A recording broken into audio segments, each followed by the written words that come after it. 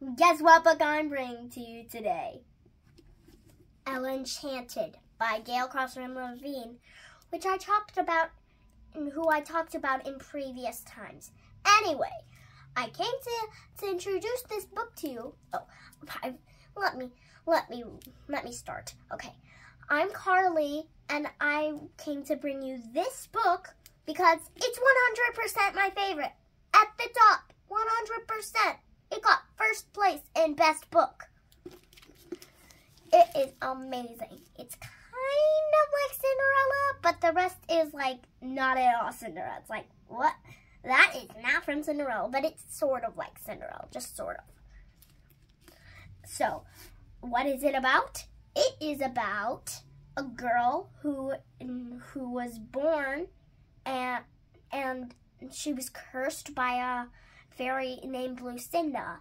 And this book is about her journey from the start to end, about her being,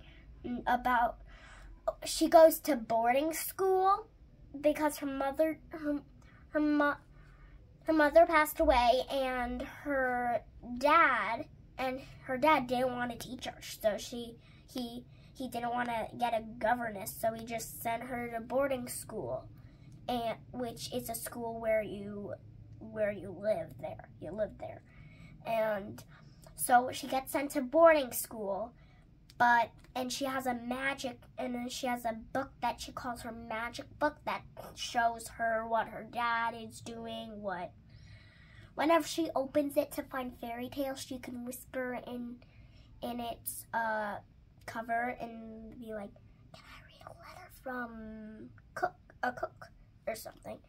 And anyway, so she meets, and then she hears about a wedding and about ogres, and she thinks that the fairy who cursed her might be there. Now, this fairy isn't quite evil, but she doesn't think things through before she casts her spells.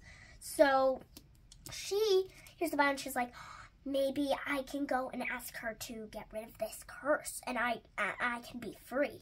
Her curse was to be obedient, and it's really bad curse, because, you know, like if you're standing in the road and someone tells you, stay there, I'm going to go get something, or you can't like move, you're stuck there. And what if a car is coming by and you're like, I can't move? It's really bad. So she goes to ask the fairy, and actually the fairy, she mentions, well, you don't think things through. How about you turn yourself into a squirrel and find out how it feels like to be obedient for once. And she actually does a curse on it, and she comes back crying. She's like, I am so sorry. I didn't know that curse was terrible. And so, and in the end, it turned out really good. There was happy tears here. And actually, it's a really good ending, and it's a really good book. If you like Cinderella, this is kind of like it, but not really like it. Just kind of little hints of Cinderella in there.